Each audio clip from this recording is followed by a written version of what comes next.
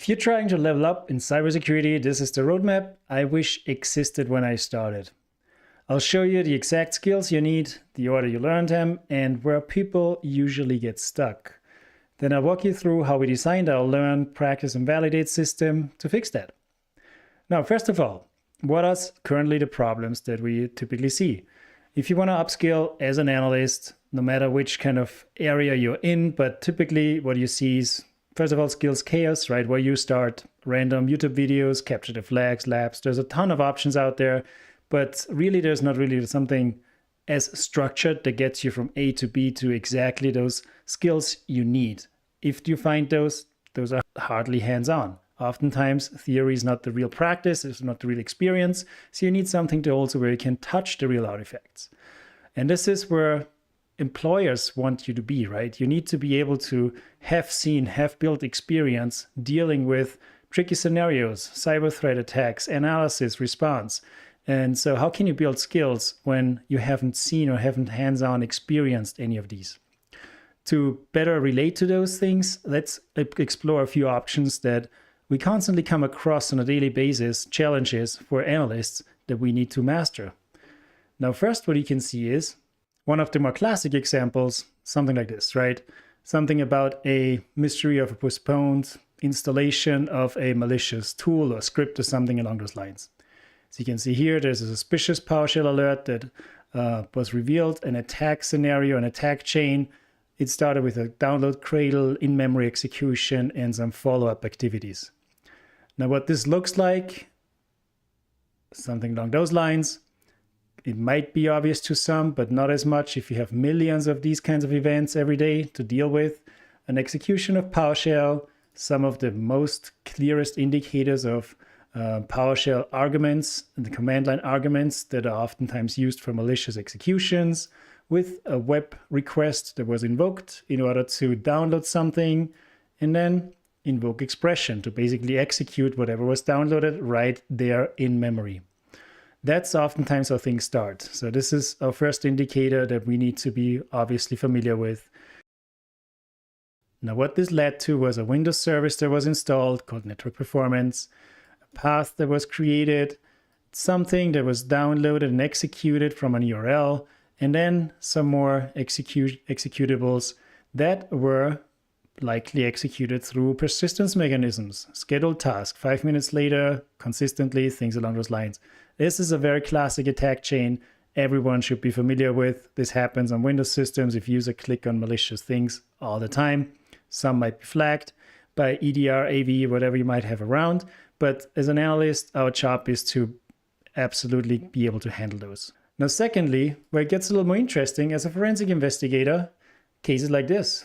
Forensic analysis sometimes doesn't have just to do with malware or threat actors from outside. We sometimes have internal insider threats. And those oftentimes have something to steal. So the objective oftentimes is to, before they leave an organization, for example, you might see signs of data exfiltration, or you might have to be able to prove that data exfiltration did or did not occur.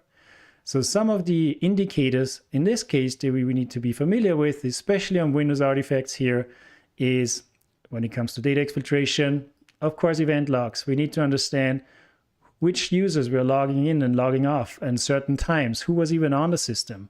And then file system audit logs, PowerShell logs if scripts were executed, network connections if something was accessed remotely, and then execution of potentially malicious or suspicious files, right? There might be prefetch, a bunch of other execution artifacts helping us to understand, hey, was there a tool downloaded? Was there maybe an FTP client or cloud sync tool used to exfiltrate actual data? Speaking of Google Chrome, for example, might have opened up to download certain tools. Browser artifacts can help us with that as well. So this requires very specific Windows forensic skills to understand and trace what a user might have been doing on a system over long or short-term periods of time. But the more classic example is what we are dealing with on a daily basis as an organization, trying to prevent or respond to ransomware attacks. A classic case is one of these. This case here is talking about a group They called them ignoble Scorpius, but basically at the end of the day, it's a group that is distributing black seed ransomware. Now, what happened to it? This executive summary up here is basically telling the full story really well. Through a voice phishing call, legitimate VPN credentials were phished. So with these VPN credentials, the threat actor was able to access the environment, initial access to the network, immediately escalated privileges. Must have had some tricky ways because they quickly were able to execute a DC sync attack that allows them to steal privileged credentials, in this case including a service account, and then the service account and compromised credentials were used to move laterally across the network using RDP, SMB, things along those lines to access systems, to access files.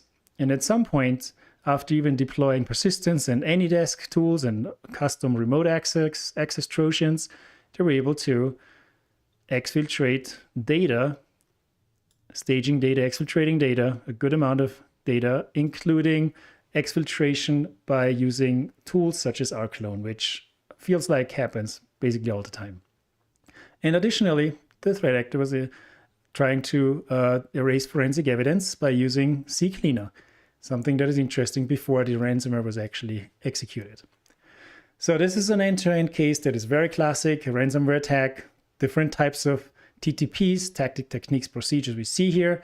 But long story short, it has to start somewhere with initial access, and escalating privileges, accessing certain file shares and folders, the data that basically they want to steal, followed by exfiltration, and then ransomware attack or execution. This is what we oftentimes see. However, this doesn't happen on a daily basis. So we need to understand what's normal, what's not normal, and when something doesn't look normal, quickly be able to follow up, gather context, assemble timelines, evidence, and be able to detect something before anything more damaging happens. Now, with all these cases, we've learned now that there is different types of sophistication and skills needed, right? Where we start with small problems and then we apply those smaller problems into like bigger cases. And this is where our training roadmap comes in. If you want to build up your skills from the ground up, if you're already advanced in forensics or even in incident response, we give you the chance to hands-on practice, experience these kinds of cases.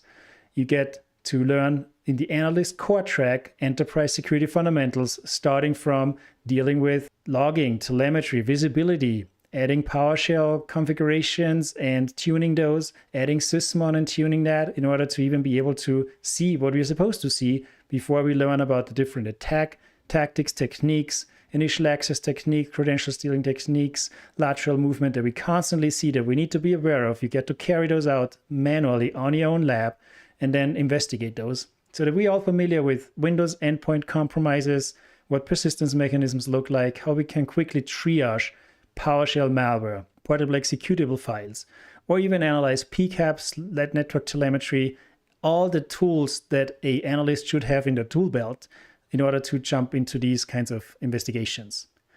Now, secondly, there's the Analyst 1 track, which is purely focusing on becoming a Windows forensic professional.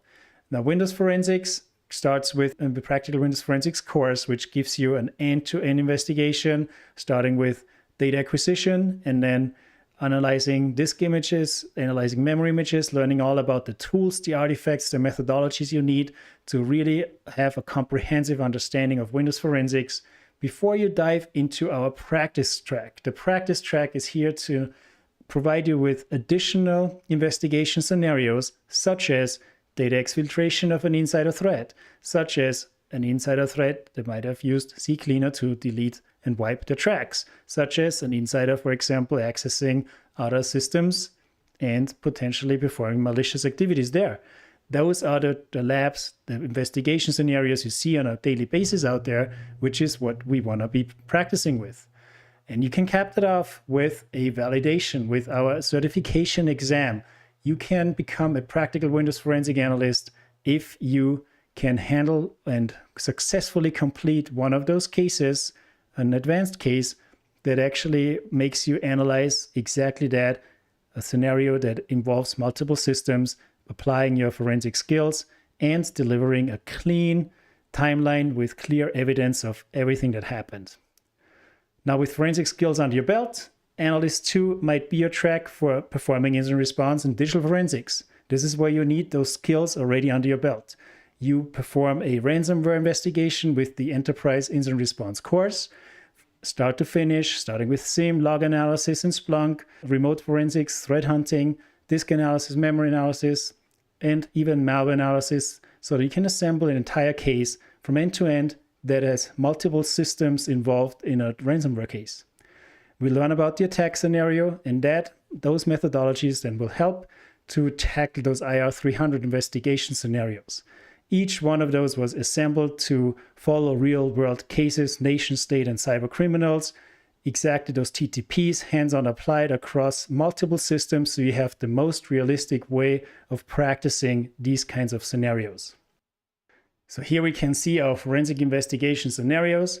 These are 4 different types of Windows investigations, followed by our IR, DFIR investigation scenarios, where those TTPs, as discussed in the previous scenario, are very realistic. You can see that the IR 300-001 includes SSH, reverse tunneling, RDP abuse, lateral movement persistence, all the way to data staging, exfiltration, and ransomware execution. So a really interesting case with multiple Windows systems involved that you can apply your skills. And then 002 includes different types of scenarios, different type of attack scenario, but slightly more stealthier. In this case, .NET reflection execution of in-memory payloads. You have encrypted C2s, you have Kerber roasting, and process injection for privilege escalations, all the way through different types of data staging exfiltration, which is a very interesting case following different types of threat actors. And lastly, this one aligns a lot with the previously discussed one, the ransomware case that starts with VPN compromise. You will also have some stealthy execution, some bring your own vulnerable driver executions to bypass certain security controls, escalate privileges, with some DC sync activity, credential dumping, lateral movement, all the way to alerts that trigger ransomware. Now, these are some of the most hands-on cases that you can probably find out there. Those have an entire end-to-end attack chain, attack and a kill chain that you can follow. And hopefully by applying your skills learned in the previous sessions, build entire timelines to understand what happened, when, where, and how, on which systems. So once you're enrolled in the training, what you can see is your own dashboard. You can start right away with the analyst core track, filling the gaps for the security fundamentals, so following the course from start to finish, before diving into the Windows forensics track, where you can build your Windows skills, practice your Windows skills, take the exam, certification, and then followed by taking the advanced DFIR training, conducting the ransomware incident response case, before diving into the IR 300 scenarios.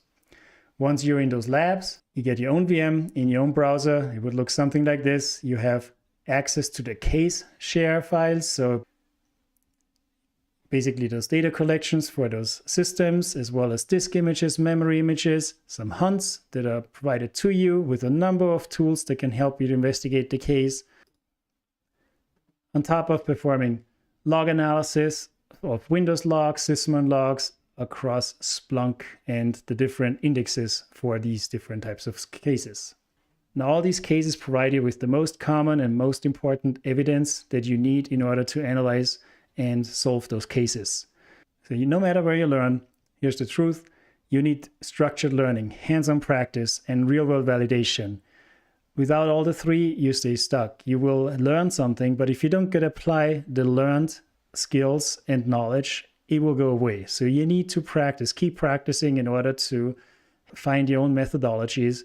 There's multiple ways to do things in digital forensics and incident response. As an analyst, everyone has their own way. You need to spend time practicing in order to actually be able to investigate real attacks.